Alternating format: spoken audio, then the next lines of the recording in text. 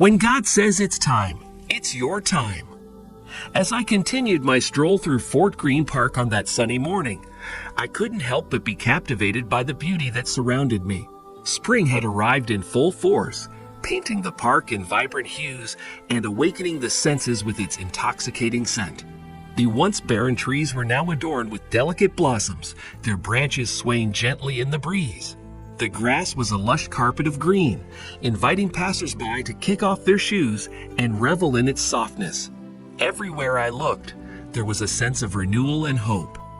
The beauty of spring in Fort Greene Park is more than just a feast for the eyes.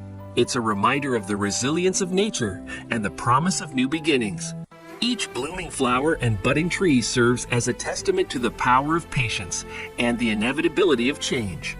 Just as the park emerges from its winter slumber, so too can we emerge from our own periods of hibernation and bloom into our full potential. In the beauty of spring in Fort Greene Park, there is a profound sense of hope and possibility. It reminds us that no matter how bleak or desolate our lives may seem, there is always the potential for growth and transformation. It reminds us that even in the darkest of times, there is always a glimmer of light. And it reminds us that beauty can emerge from even the harshest of winters. I stopped in my tracks when I saw him. The elderly black man, standing there in the park, seemed out of place among the vibrant signs of spring. His heavy gray coat hung loosely on his thin frame, his knit hat pulled down low over his forehead. Despite the warm sun and the growing chorus of birds, he seemed unaffected by the beauty around him. I couldn't resist the urge to approach him, to find out what brought him here on this seemingly ordinary morning. As I walked closer, I noticed the weariness etched into the lines on his face, the stoop in his shoulders. I wondered what stories he carried with him, what trials and triumphs had shaped his journey. And then, as I came closer still, I caught a glimpse of something else in his eyes, a glimmer of hope, of resilience, of wisdom earned through a lifetime of waiting. We struck up a conversation, and he shared with me snippets of his life. He spoke of challenges faced and overcome, of dreams deferred but never forgotten. His words carried a quiet strength, a reminder that life is full of seasons of waiting, and that patience and trust are the keys to unlocking the beauty that lies ahead. In that brief encounter, I realized that the elderly man was not simply an observer of the changing seasons. He embodied the message that springtime whispers to us all, that the dormant winter will always give way to new life, that God's timing is perfect, and that our moments of waiting are not in vain. I greeted him, "Good morning, old timer." He replied, "Young man, I'm 81 years old. Let me tell you something." I, of course, nodded my head and looked into his cloudy eyes, waiting for his words. At my age, I could go at any time. You could be as strong as an ox. You could be healthy. He trailed off, and with one tooth he collected the saliva in his mouth.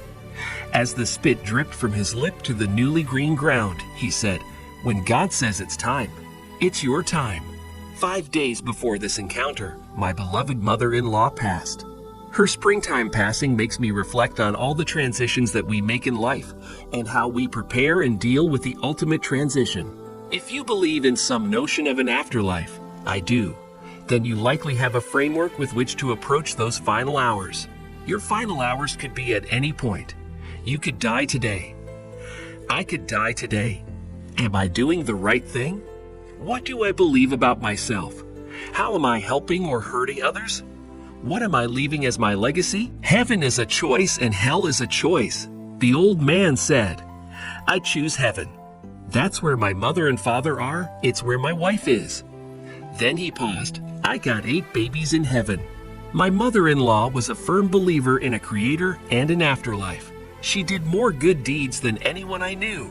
She fed countless people, taught countless children, took care of the elderly, planted countless trees, attended births, weddings, and funerals, gave handmade gifts for every occasion, and never said a bad thing about anyone. She always said it was what she was commanded to do, leave the world better than she found it. She did everything she could to ensure that the good things she did would continue to benefit people and the planet even after her death. She was truly preparing, and I believe she was prepared, to meet her Maker. She lived an honorable and selfless life. Her husband, daughters, grandsons, siblings, nieces, nephews, and hundreds of friends and acquaintances buried her under a tree in a beautiful cemetery near the home she tended to and the community she nourished. She chose heaven. My sons have and will continue to ask the toughest ones. What time will Nanima be alive again? When will she come out of the dirt? Why did we plant her like a tree? My answers to them will evolve as my own understanding of death and transition does. What I am able to explain now is that we have limited time on this earth, and we need to live it with purpose, like Nanima did. I cannot imagine the life that the old man in the park lived, where he lost 8 children before his own death.